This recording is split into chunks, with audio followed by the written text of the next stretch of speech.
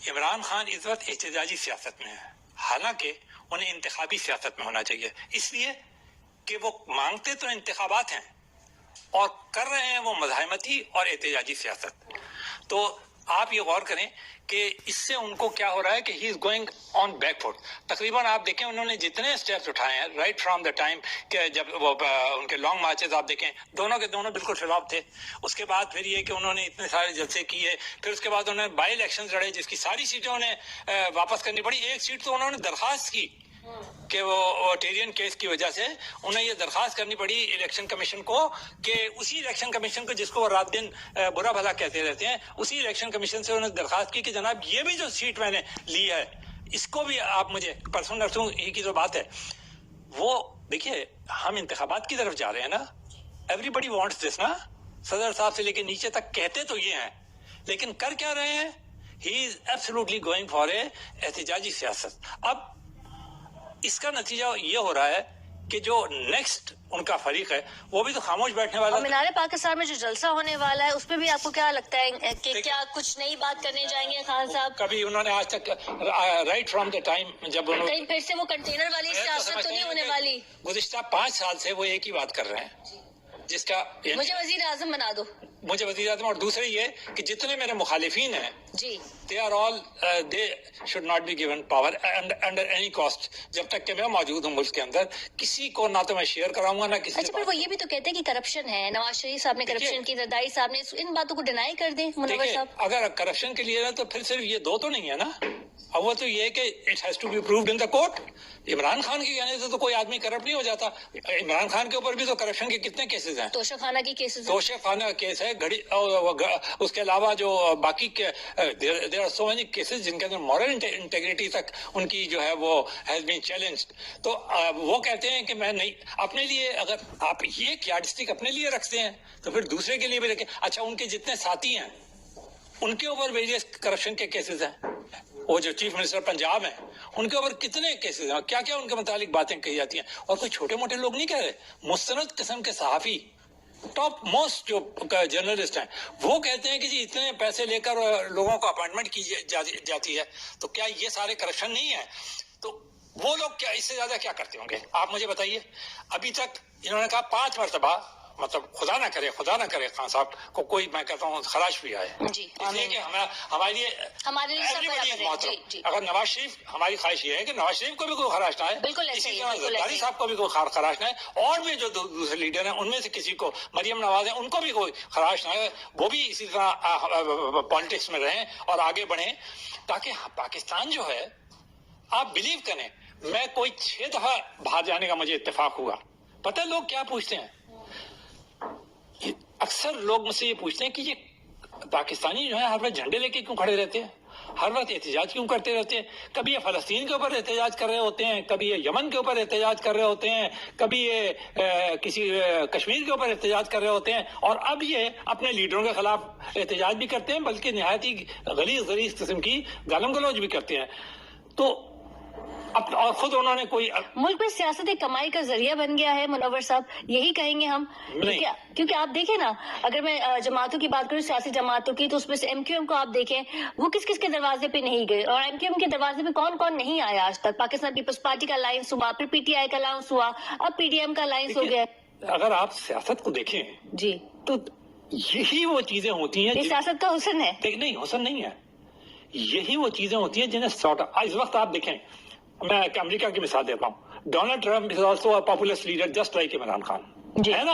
اور انہوں نے بھی کیا گالم گلوچ والی سیاست انٹروڈیوس کی تھی جو 250 ایئرس آف امریکن ہسٹری کہتے ہیں آج تک ایسی گالم گلوچ نہیں کی گئی. آپ کو یاد ہے جو انہوں نے ہنری کلنٹن کے اوپر کر رہا تھا. اچھا پھر جو یہ جو ٹویٹس کرنے کا سلسلہ ہے، پریس ریلیز کو چھوڑ کے سرکاری یہ ٹویٹس کرنے کا یہ جو ہے رواج، یہ کس نے ڈالا ہے؟ ٹرمپ صاحب نے. آپ دیکھیے کہ اور وہ جو ہلڑ بازی ہوئی تھی جس کے اندر آپ کو یاد ہے کانگریس وغیرہ کو بھی توڑ پھوڑ کر دیا تھا، and he was not ready to accept the president. لیکن ultimately he withdrew. انہوں نے کہا کہ نہیں، ہمیں in the larger interest of American people. تو دیکھیں نا جب ایک انتہا تک جاتے ہیں پھر اس کے بعد آپ ریورٹ کرتے ہیں نہیں کرتے.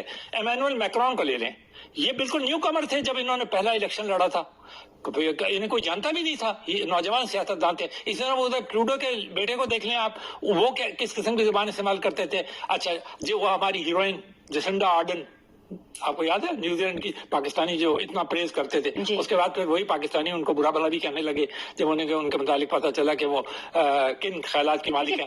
تو بات اصل میں یہ پاکستان میں گڑبڑ کہاں ہے میں بتا دوں آپ کو جی, اور میں یہ بات بار بار آپ ہی کے فورم سے بھی کہتا رہا ہوں اور باقی ٹیلی ویژن کے اور لکھتا بھی یہی ہوں. میں کہہ دیتا ہوں پاکستان کے عوام جو ہے نا وہ اپنے آپ کو جمہوریت کے اندر ڈھالیں, سیاسی جماعتوں کی یہ چپلش کو کوئی بحران اور خانہ جنگی نہ سمجھیں. اس کو دیکھیے میں نے 1971 کے اندر I was just a student, ٹھیک ہے, لیکن ہوش آواز میں بالکل تھا. اچھا آپ نے جو کہا کہ جمہوریت کی طرف آئیں تو میرے ایک یہ سوال بھی, میں نے ابھی تیمور صاحب سے بھی وہی سوال کیا تھا کہ ہمارے خود کے جو سیاستدان ہیں یا اپوزیشن دونوں کی میں بات کرتی ہوں, وہ خود کہتے ہیں کہ آپ اس طرح کی بات نہ کریں ورنہ پھر تیسرا آپشن بھی جانا پڑے گا. عمران خان صاحب جب کنٹینر پہ ہوتے تو کہتے امپائر کی انگلی اڑ جائے گی. تو ہم تو خود انڈائریکٹلی کتنے سال اسٹیبلشمنٹ ہم پہ حکومت کرے گی اور ان کے ڈر کی وجہ سے آگے کتنے سال ہمارے ایسے چلے جائیں گے. میں آپ کو ایک ہی مثال دوں گا, آپ خود بھی خاتون ہیں, وہی مثال دوں ایک خاتون کی. محترمہ فاطمہ جناح تھی, میں اس زمانے میں اور کم تھا, اسکولز میں پڑھتا تھا. وہ کھڑی ہوئی کس کے خلاف؟ ایوب خان کے خلاف, ٹھیک ہے.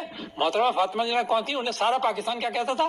مادر ملت, ٹھیک ہے. کون تھی وہ؟ قائد اعظم محمد علی جناح کی بہن, ہمارے بانیہ پاکستان کی. زبانی جمع خرچ, اور وہ کھڑی کس لیے ہوئی تھی اس عمر کے اندر 70 ایئرز کی ایج کے اندر, وہ جو تھیں وہ ہماری خاطر جمہوریت کے لیے کھڑی ہوئی تھی. تو کیا پاکستانی عوام نے اس جمہوریت کو ایکسپٹ کیا؟ کس کو ووٹ دیے انہوں نے, کس کو انہوں نے جتوایا؟ ان کو را کا ایجنٹ کہا گیا, ٹھیک ہے کہ نہیں کہا گیا؟ تو مطلب یہ ہے کہ اگر آپ نے کسی چیز کو درست کرنا ہے نا تو it will not start from the top. جن لوگوں نے فاطمہ جناح کو نہیں بخشا تو پھر وہ ہم کیا ایکسپیکٹ کر سکتے ہیں؟ ہم ہیں, میں اور آپ ہیں دونوں.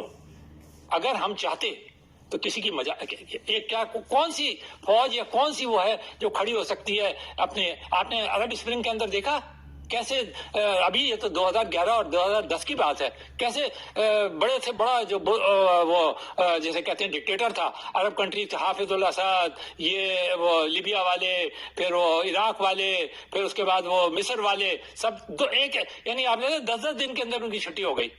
تو کیوں ہوا؟ اس لیے کہ جب عوام یہ فیصلہ کر لیتے ہیں.